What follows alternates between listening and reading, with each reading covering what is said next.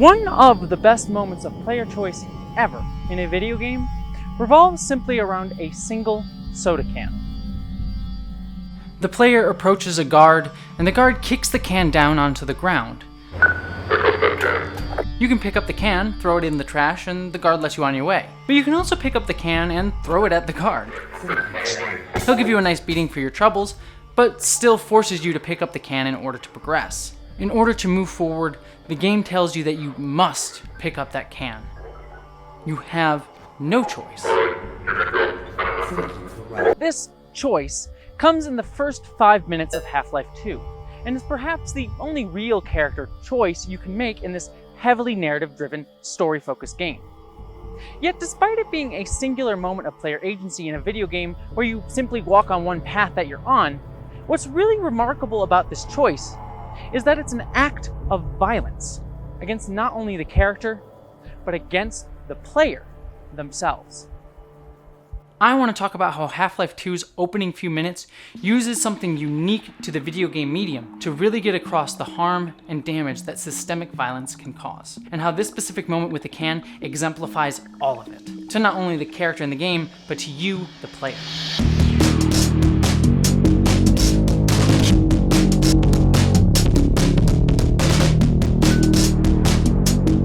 Now, there are nearly endless reasons why Half-Life 2 is a masterclass in video game storytelling. From its elegant way of letting you put yourself into the silent protagonist of Gordon Freeman, to all of its wonderful, amazing set pieces and wonderfully written characters.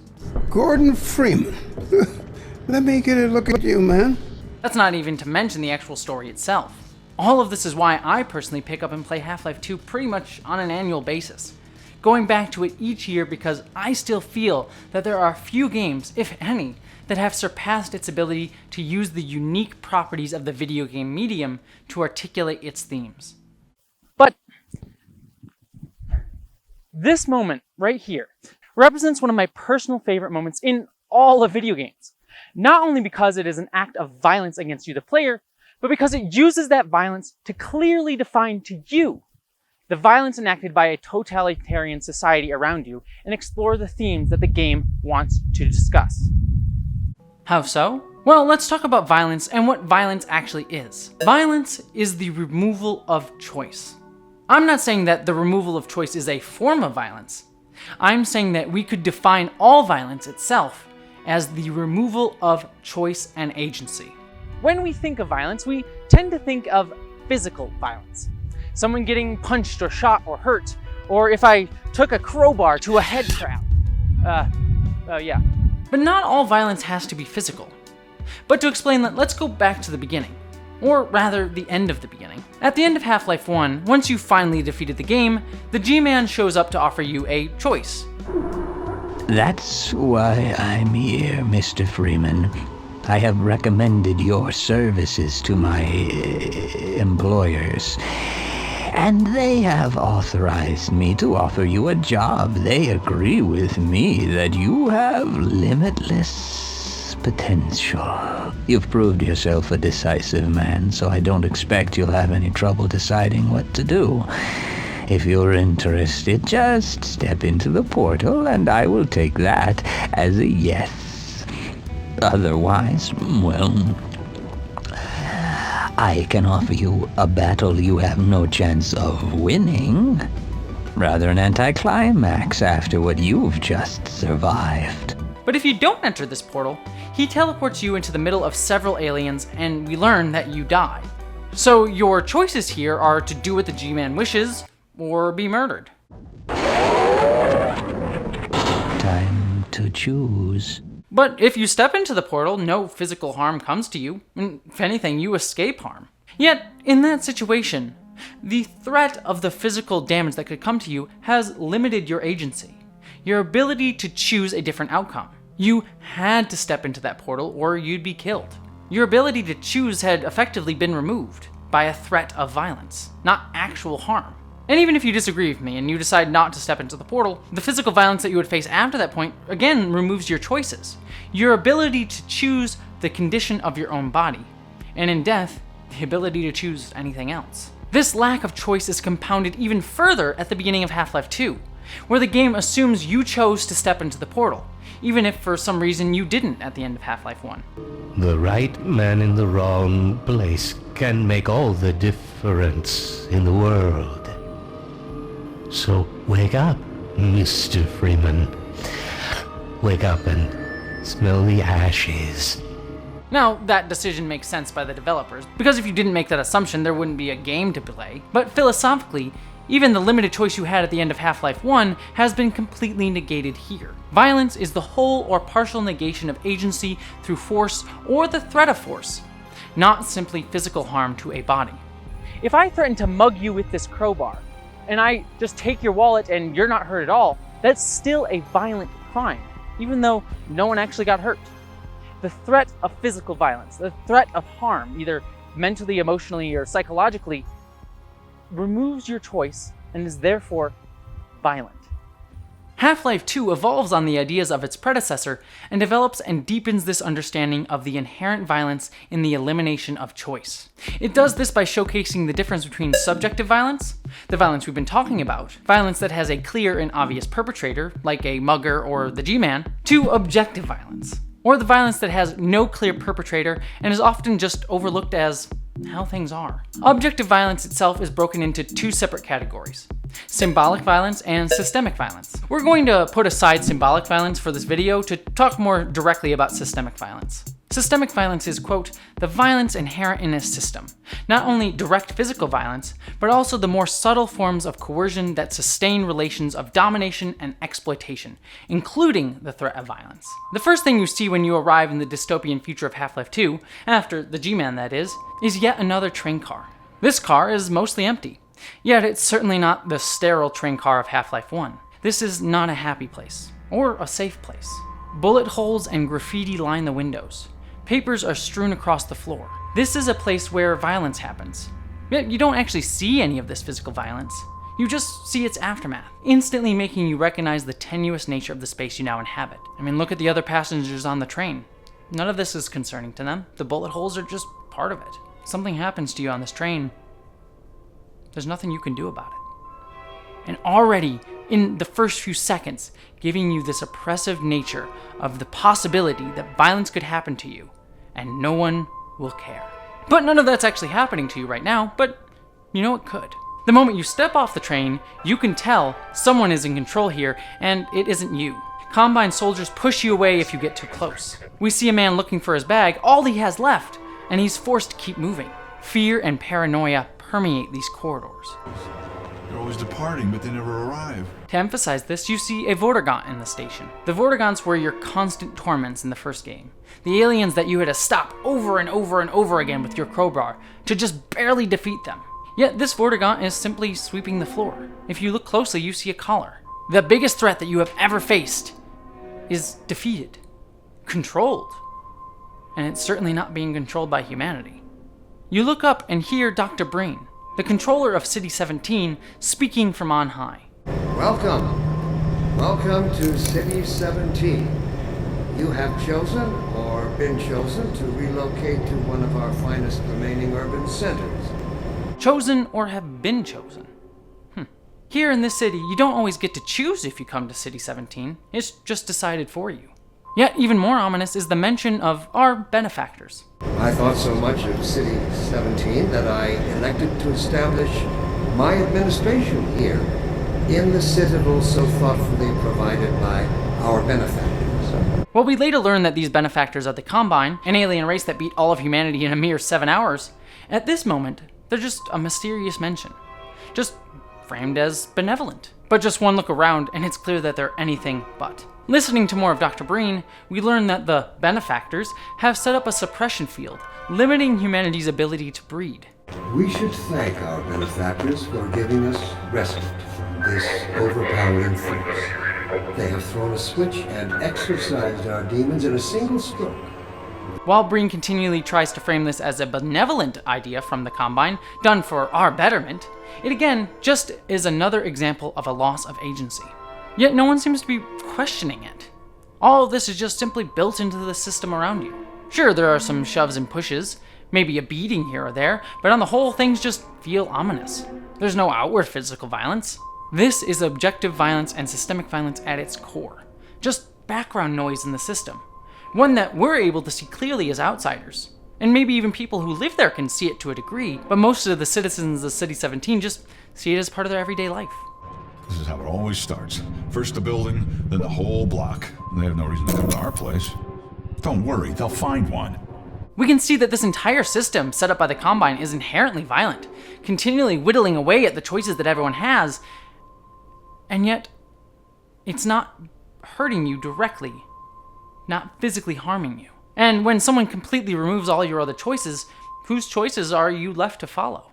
At some point, a small robot camera hovers over you and takes a photo. You are being watched, seen by someone else whose intentions you couldn't possibly know. Already, you're asked to think about how someone else might see you, might think of you. These bots float around the entirety of City 17, watching anything and everything that you do. Philosopher Jeremy Bentham came up with the idea of the hypothetical prison called the Panopticon, a circular prison with cells built into the walls and a central tower that can see into every cell, and in turn, every cell can see that the tower is there. Yet the prisoner can't see into the tower itself, but can only see that it's a physical presence, an oppressive figure.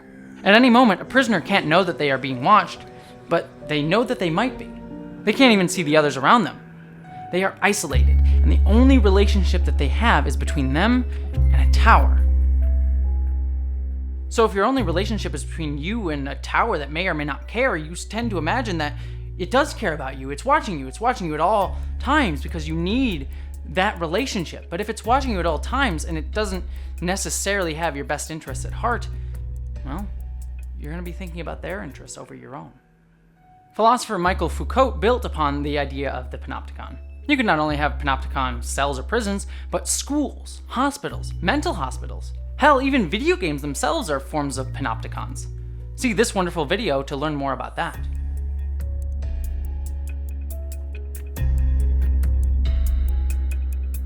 But what if you could make a Panopticon country? Surveillance in any land where it is ubiquitous and inescapable generates distrust and divisions among its citizens, curbs their readiness to speak freely to each other, and diminishes their willingness to even dare to think freely. When you are left with no choices, the choices of the state, of the country, become synonymous with your choice. When you walk through security, you are pulled into another room by a Combine officer.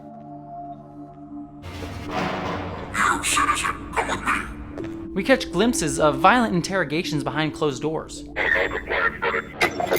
You walk into a room with a single seat, surrounded by blood. Again, there's no obvious violence, but the threat is clear just from a single glance. You look over at the civil protection soldier, this inhuman monster who will harm you, and he removes his mask to reveal a very human face underneath.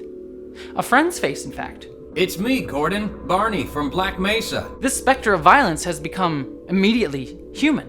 And sure, that moment sets into motion the plot of the game, but what does this actually mean? That all those men in masks out there that were perpetuating the system are simply other people too. I don't know about you, but I'm ready to join civil protection just to get a decent meal. People join the Civil Protection Service, become agents of the very system that oppresses them because they have no other choice. It would be easy to see these folks as simply evil, given the brutality on display. However, we later learn in the game, if you listen closely to the transmissions, that not only are they motivated by privileges to get more food, but punished if they fail. Planetary mission termination will result in 50% rank points, 50% reproduction credits, immediate amputation, permanent off-world service assignment. Again, coercion and the threat of violence is being used to limit your choices. The one clear overriding message here is that everyone who lives here has no choice. The only choice they have are the ones given to them by the state. Go here, do this, whittle away everything you have. It's a violence of the mind, a violence to your autonomy. Perpetrators of violence dehumanize their intended victims and look on them not as people, but as inanimate objects. Totalitarianism is a form of rule in which the government attempts to maintain total control over society, including all aspects of the public and private lives of citizens. You are a body. You are an object.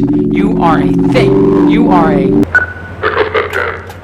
So this brings us back to this moment. This moment perfectly encapsulates the entirety of the world you have been shown so far. Even this guard who pushes over this can is emblematic of the entire cycle. This guard is removing your choice, and yet they were also in many ways forced to become a civil protection soldier. Needlessly, they perpetuate the cycle, spiraling it downwards all the way to the very bottom from the very top, all in the service of goals that aren't even their own. Here, you have no real choice but to pick up the can if you want the game to progress. Video games are all about agency. That's the one thing that sets the entire medium apart from any other. You have choices, whether that's making a story choice in games like Mass Effect or the ability to create whatever you want in Minecraft. So here, in this moment in Half-Life 2, in preventing you from going forward and not giving you the choice of either picking up the can or not continuing the game is committing an act of violence against you. I'm not talking about the threat of the guard hitting you, because that's almost irrelevant to you as a player. No, the game is threatening you with the inability to continue with the game, unless you pick up that can and put it into the trash. This moment is a microcosm of all of that, right here. It's all in this single moment, and all you have to do is pick up the can and throw it away. And at least you, the player, know that you have the luxury of fighting back against the system that caused you to put that can in the trash in the first place. You will defeat them eventually. Eventually. Yet this moment in the game became a huge deal for a lot of gamers. It even became a meme, with tons of players trying to refuse to put the can in the trash. Why do so many of us have this impulse to resist even this simple moment? Is this simple act of defiance emblematic of our entire collective ability to stand up against totalitarianism whenever it rears its ugly head? We can fight back. We will fight back because we can see through it. We know better. Except, do we? For you see, certainly, Gordon Freeman goes on to fight the Combine throughout the rest of Half-Life 2. But do we, the player, choose to do that?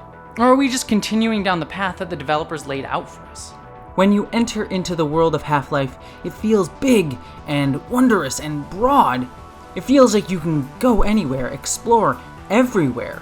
Yet, as you go through the game, you realize that you only have so far that you can explore, that there is a path that you need to follow. Yet it never really feels like that. The game creators are just so good at manipulating you, at pushing you into making you feel like every decision that you're making, every decision down the path that they put out for you, was your choice. When you enter City 17 proper, you have to go to the right and head toward Dr. Kleiner's lab. There are blockades everywhere else. There's nowhere else for you to go. You have to go down this one critical path. The only door open in the building is the one door that you have to go through. Yet, it still feels like you're exploring this area, that you're getting a chance to see and sneak around alleyways and go past all the guards, and it feels like it's your choice, but it most definitely is not. Later in the game, a cave-in forces you to go to Ravenholm. More and more coincidences force you to go down the game's critical path. Yet the creators continually tell you that you are being forced to do this. The G-Man watches you from afar throughout the game, as if he knows exactly where and when you will be. The defeat of the Combine at the end was all his plan to begin with. You had no agency in any of this. You had no choice. This was a path that was laid out for you. Rather than offer you the illusion of free choice, I will take the liberty of choosing for you. If and when your time comes round again. Yet, we don't really think about that, because it's just business as usual. That's just how games are supposed to be played. We go through them and play the stories that the developers want to tell us, and we follow the will and the intentions not of ourselves, but of our benefactors. I think that all of us hope that if we find ourselves in a world where violence exists, that we would all be the ones to not pick up the can. That we would all find the way around it, because it would be so clear to us what was wrong and what was right. Yet, there is violence in this world, the real world, that all of us miss because it's just how the way things are. We don't question it because, well, that's the way it always has been, and it feels normal. So, if we truly do want to not pick up this can, then the first thing we need to learn is to recognize what might be invisible to all of us. The systems that limit choices for not only ourselves, but for others around us, instead of just simply throwing away the can so we can simply move on with our day.